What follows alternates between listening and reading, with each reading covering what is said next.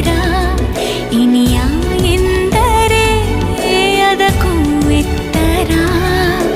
ಒರಗಿಕೊಳ್ಳಲೇನು ನಿನ್ನ ಎದೆಗೆ ಒಮ್ಮೆ ನಾನು. ಕರಗಿ ಹೋಗಲೇನು ನಿನ್ನ ಕರಗಳಲ್ಲಿ ನಾನು. ಯುಗದಾಚೆಗೂ ಜಗದಾಚೆಗೂ ಜೊತೆಗೆ ಸಾಗುವೆ. ಕಡಲೆಲ್ಲವ ಅಲಿಸುತ್ತುವ ತರವೇ. ನಿನ್ನ ಸೇರುವೆ ನನ್ನೋಲವೇ.